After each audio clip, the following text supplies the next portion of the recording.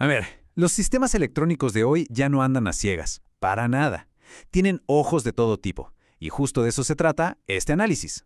Vamos a hacer un repaso completito de los sensores ópticos. Vamos a descubrir cómo estos pequeños componentes les permiten, pues, ver. Desde algo tan simple como detectar si hay luz, hasta medir movimiento con una precisión increíble e incluso ver partículas invisibles en el aire. Exacto, es que es así de simple. Para que los verdaderos cerebros de la electrónica, ya saben, los PLCs, los microcontroladores, las FPGAs, puedan interactuar con el mundo real, no pueden estar a ciegas, no hay de otra. Dependen al 100% de estos sensores especializados para recibir la información que necesitan y así tomar decisiones y finalmente actuar. Ok, para que esto quede bien claro, vamos a seguir un orden. Primero, lo básico, los ojos de la electrónica. Luego nos metemos a percibir luz y presencia.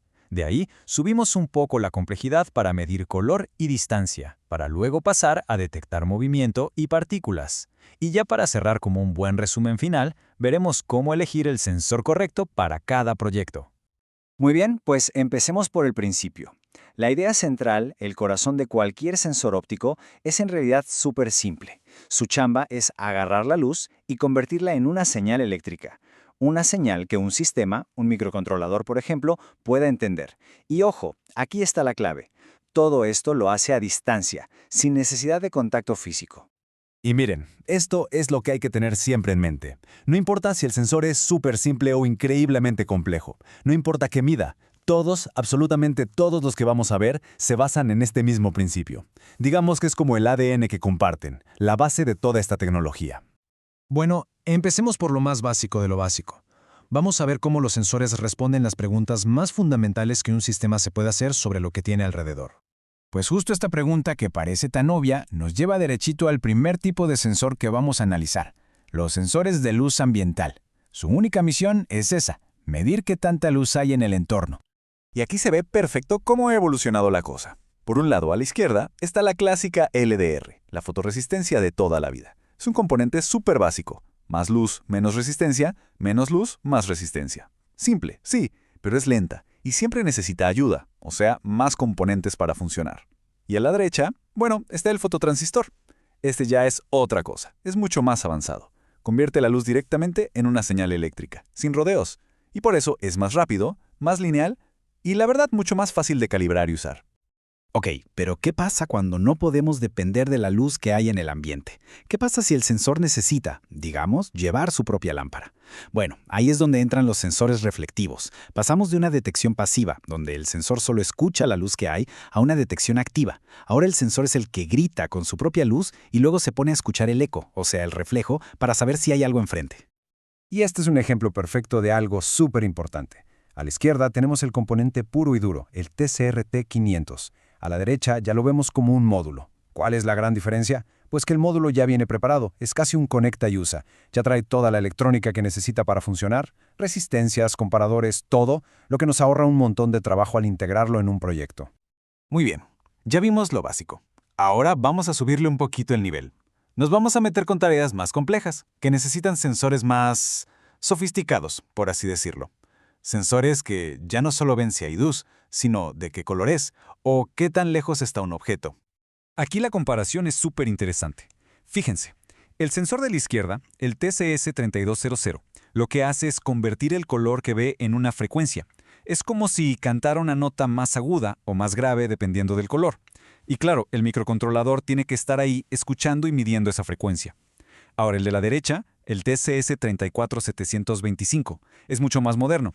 Este usa comunicación I²C, que es básicamente una conversación digital. En lugar de cantar, te dice directamente, oye, estoy viendo tanto de rojo, tanto de verde y tanto de azul. Te entrega los datos RGB ya digeridos, lo que simplifica muchísimo el código. Y para medir la distancia, una de las técnicas más usadas es la triangulación. ¿Cómo funciona? Bueno, el sensor lanza un rayito de luz infrarroja que ni siquiera vemos. Y lo interesante es que no mide cuánto tiempo tarda en regresar. No, lo que mide es el ángulo con el que ese rayo rebota y llega de vuelta al receptor. Dependiendo de qué tan lejos esté el objeto, ese ángulo cambia. Y el sensor, muy listo, convierte ese cambio de ángulo en un voltaje que ya podemos medir. Claro que no siempre se necesita saber la distancia exacta, ¿verdad? A veces lo único que importa es saber si hay algo o no hay nada. Para esos casos existen sensores como este, que ya traen toda la lógica integrada y te dan una respuesta súper directa. Un sí o un no digital. Cero complicaciones. Ideal para detectar presencia de forma rápida y segura. Ok, vamos a complicar las cosas un poquito más. Ahora entramos al terreno de los sensores de alta precisión. Ya no se trata solo de ver si hay algo, sino de medir con exactitud cómo se mueve, o incluso de analizar qué hay flotando en el aire. Hablemos de los encoders ópticos. Estos componentes son la base de casi toda la robótica y la automatización moderna.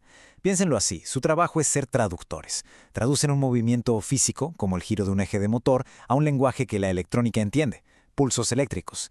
Y al contar esos pulsos, el sistema sabe con una precisión increíble cuánto se movió algo, a qué velocidad y en qué dirección.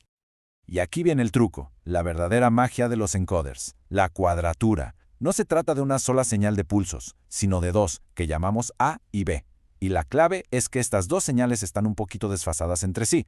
¿Por qué? Porque al ver cuál de las dos se adelanta a la otra, el sistema puede saber, sin lugar a dudas, si el movimiento fue hacia la derecha o hacia la izquierda, en sentido horario o antihorario. Es brillante. Pero la capacidad de ver de la tecnología óptica va mucho más allá del movimiento. También puede detectar cosas que para nuestro ojo son totalmente invisibles, como partículas microscópicas de polvo o humo. ¿Cómo? Usan un principio llamado dispersión de la luz, o scattering. Básicamente, iluminan el aire y ven cómo se desvía la luz al chocar con esas partículas. Y aquí volvemos a ver esa misma evolución que vimos antes. Es fascinante. Se empieza con lo más básico, un voltaje analógico que sube o baja. Luego, se da un paso adelante con una señal PWM, donde la información ya no está en el voltaje, sino en la duración del pulso. Imaginen un código Morse, donde un pulso largo significa una cosa y uno corto otra. Y finalmente, llegamos a la cima, los sensores inteligentes que se conectan por un puerto serial y te entregan los datos ya cocinados, limpios y listos para que los uses. Y justo aquí está la gran ventaja de estos sensores modernos. Al tener su propio microprocesador, su propio cerebrito, le quitan una carga de trabajo enorme al controlador principal. O sea, el microcontrolador ya no tiene que andar haciendo cálculos complicados ni filtrando señales, no.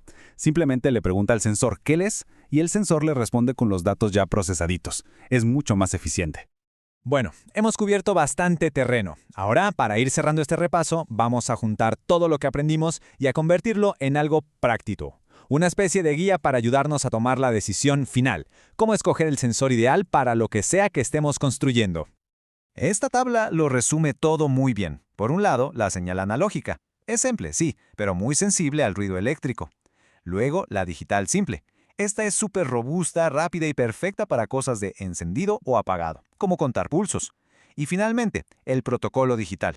Aquí es donde obtenemos datos ricos, ya procesados, perfecto para mediciones complejas como el color exacto o la calidad del aire, sin ahogar a nuestro procesador. Y al final todo se resume en esto. Esta es la gran conclusión de nuestro repaso. No hay un mejor sensor universal. El sensor correcto siempre va a ser un balance. Un balance entre qué tan simple es la señal que nos da, qué tanta precisión necesitamos y cuánta complejidad nuestro sistema puede manejar. Entonces, para llevarnos lo más importante de este análisis, recordemos que los sensores pueden ser pasivos, solo escuchando, o activos, con su propia luz. Vimos cómo las salidas han evolucionado de un simple voltaje a paquetes de datos complejos.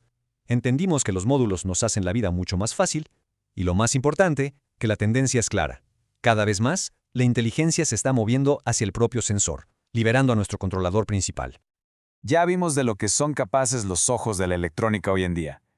Pero esto, como sabemos, no se detiene. La tecnología óptica avanza a pasos agigantados. Así que la pregunta que nos queda en el aire es, si ya logramos ver movimiento, color y hasta partículas que son invisibles para nosotros, ¿qué nuevos sentidos, qué nuevas formas de percibir el mundo seremos capaces de crear en el futuro?